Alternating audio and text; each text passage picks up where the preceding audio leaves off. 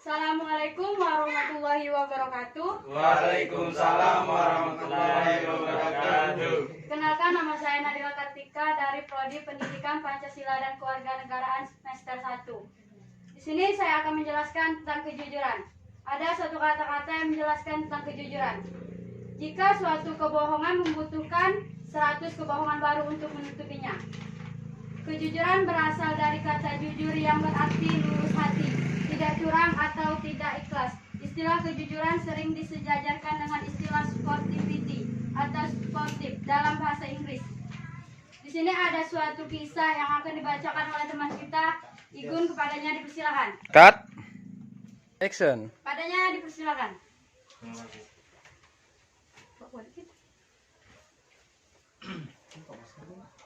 Dalam mengisi liburan, kamu dan teman-teman sekolahmu merencanakan untuk bersepeda santai pada hari Minggu pekan depan. Hampir seluruh siswa tertarik untuk ikut acara pun tak ikut bersepeda santai itu. Ibumu meminta untuk membeli sabun mandi beserta pasta gigi. Pada toko serba ada yang terletak di seberang jalan.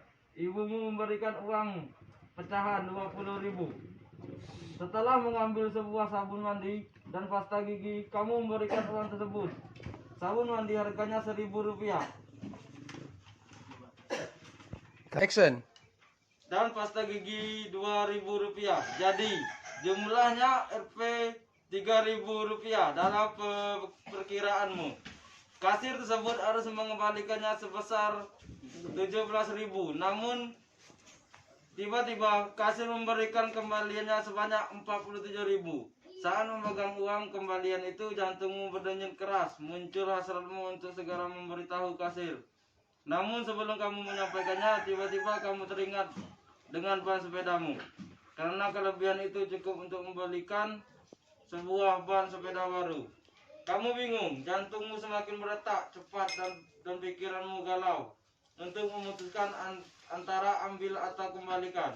Kalau saya ambil, saya bisa membeli ban sepeda baru dan ikut acara sepeda santai, pikirmu. Namun muncul keraguan.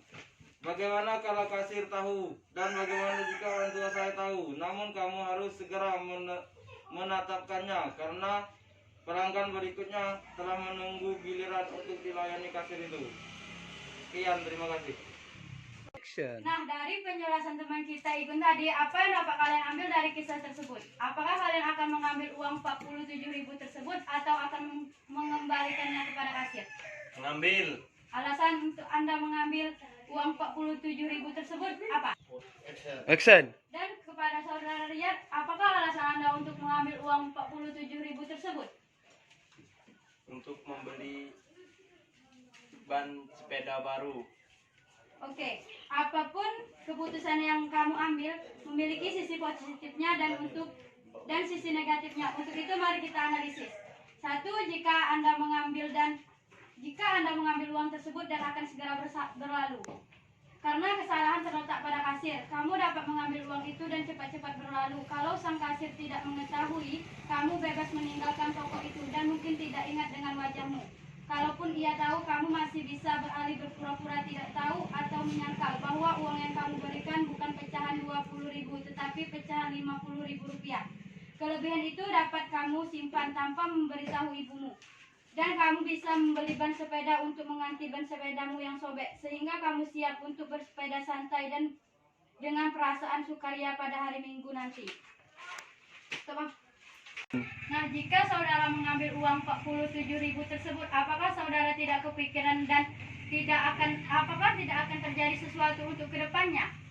Mungkin hari Minggu tersebut ban Anda akan kembali bocor, Anda mungkin akan terjatuh. Karena mengambil barang yang bukan hak milik kita seringkali mendatangkan sial dan kerugian yang lebih besar. Coba, tarik nafas. Action. Di sini ada yang mau menambahkan? Apakah saudara setuju atau tidak dengan sikap Ria tadi? Tidak, Bu. Alasannya? Asalnya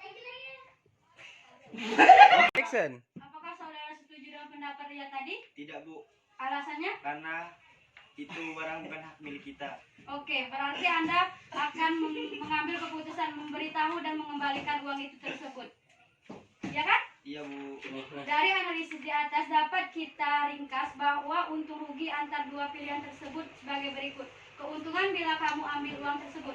1. Kamu bisa membeli ban sepeda baru tanpa menunggu uang dari orang tuamu bulan depan.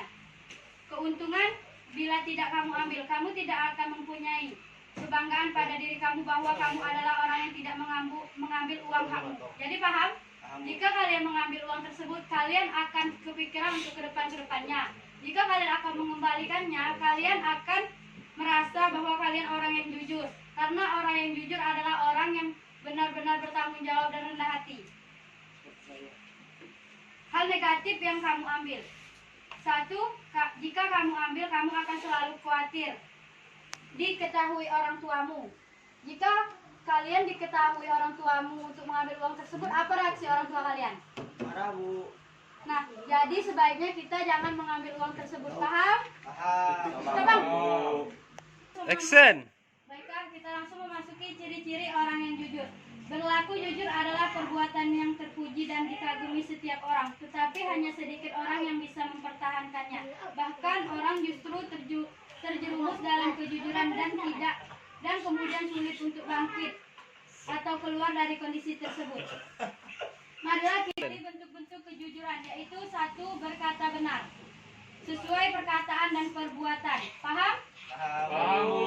Yang kedua, amanah, dapat memenuhi janji yang diperbuat. Jika kalian punya janji, kalian harus mematuhi janji kalian tersebut. 3. Sportif, kesediaan mengakui kelemahan sendiri. Kalian jangan sungkan-sungkan untuk melakukan kelemahan kalian sendiri. Iya, Bu. 4. Bertindak benar, melakukan sesuai aturan. Kalian harus mengikuti aturan. Apapun itu, suka atau tidak, kalian harus tetap mengikuti aturan yang telah ditentukan. Iya, Bu. 5. Terbuka dalam informasi. Keterbukaan terhadap informasi merupakan ciri kejujuran yang sangat penting. Iya, Bu. Jadi, kalian terbuka dengan apa yang kalian apakan, itu akan sangat penting pada diri kalian sendiri. Baiklah, kini kita langsung masuk kejujuran dan ruginya ketidakjujuran. Orang jujur akan mendapat manfaat. Jujur, kalian akan dibantu orang yang tidak dikenal mungkin, atau bantuan yang tidak terduga. Iya, Bu. Yang kedua, tidak memiliki beban pikiran dan emosional. Artinya, stop bang, Action. Yang kedua, tidak memiliki beban dan pikiran emosional. Artinya, suatu kebohongan membutuhkan suatu kebohongan baru untuk menutupinya. Dari kata-kata tersebut, apa yang dapat kalian ambil? Satu baru untuk menutupinya. Artinya, jika kalian berbohong, maka seterusnya kalian akan berbohong. Paham? Paham, Bu. Yang ketiga, kalian akan disegani dan tidak dihormati. Jika kalian berbohong, kalian akan disegani oleh teman-teman kalian. Jelas teman kalian tidak akan percaya dengan apa yang kalian katakan, karena sebelumnya kalian sudah berbohong. Paham? Paham, Bu. Penyebab kejujuran. Penyebab ketidakjujuran. Yang pertama, keinginan yang berlebihan atau nafsu. Kan contoh Ria tadi, lihat karena keinginannya berlebihan, dia ingin membeli ban sepeda yang baru, padahal dia tahu bahwa sikap dia tersebut tidak jujur. Yang kedua, kebiasaan. Apakah kebiasaan Ria berbohong? Iya, Bu. Iya, Bu. Jadi, jadi untuk kedepannya jangan berbohong lagi. Jika kalian berbohong, kalian akan dibenci oleh teman kalian sendiri. 3. Pengaruh dari teman. Teman, Action. untuk mempertahankan kejujuran, seseorang harus senantiasa menjaga perilaku dalam berhubungan dengan orang lain, baik berhubungan langsung atau tidak langsung. Agar bisa berkata jujur, perlu diperhatikan 1. Memiliki prinsip hidup yang kokoh. Setiap orang mengakui bahwa jujur adalah perbuatan terpuji dan ketidakjujuran adalah perbuatan yang buruk. Siapa saja yang ingin melakukan kejujuran itu dan di sini Ya. dan di sini saya ingin bertanya, mengapa banyak orang yang tidak menjadi jujur? Tahu, Bu. Bisa merugikan orang lain, Bu. Ya, itu termasuk salah satu jawaban, karena jujur bisa merugikan orang lain.